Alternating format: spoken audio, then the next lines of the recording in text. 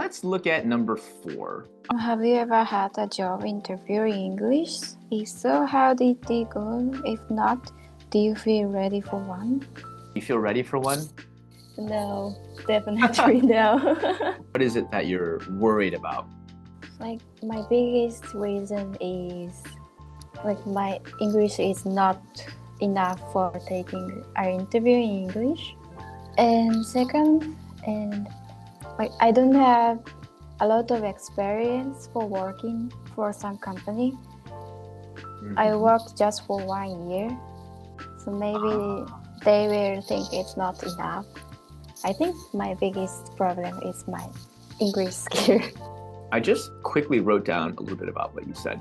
Can you spot the error / can you make the sentence better? I wanna add A in front of the interview, taking our interview. Got it. Okay. Oh, an interview? Yes. I would say something like, I'm just going to leave that there so that we can kind of compare. So like my biggest reason is, or I feel like my English isn't fluent enough. So we have to add some kind of like a describing word in there. Isn't fluent enough.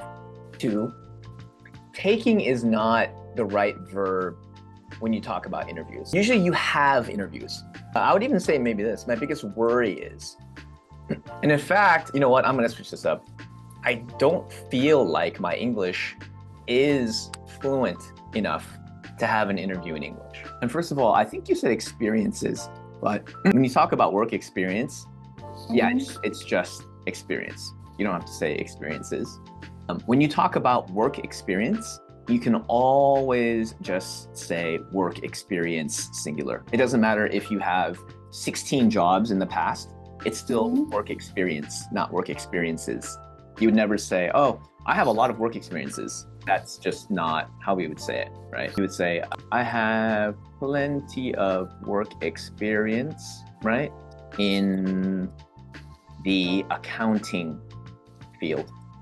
Do you know what this means? Do you have any kind of a guess? Just kind of reading it, and what does your intuition tell you? I guess it means like discussing something, because in business situation people do meeting or discuss about the company future or something. Here is what it actually means. So it means like, what kind of skills do you have? What kind of value can you bring?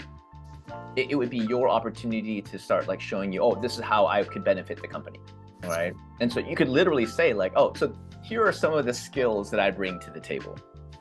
Let's go over this slide. The question that you will almost always get in a US interview is this one.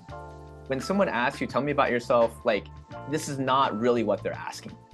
This is how to answer the trap question of tell me about yourself. Focus on your professional background, key achievements, and skills relevant to the role. So there's some vocabulary we can go through. This is good, right? First of all, do you know this word relevant? No. What they're saying is that only talk about stuff that fits the position that you're trying to get. Can you make a sentence? Don't talk irrelevant topics in the meeting. Yeah, don't talk about irrelevant topics during the meeting. That's really good. During, not in. You can say in the meeting. As an ending exercise, let's just briefly pretend that I'm interviewing you for this position. I'd like you to follow this, introduce yourself, why you're in this career, share your current role, career highlights, what some of the responsibilities that you had, like the tasks that you had to do, and then your future, why it would be awesome to have this job. That's in Japan, I worked for accounting company, but when I was looking for a company for I work, I wasn't interested in accounting field.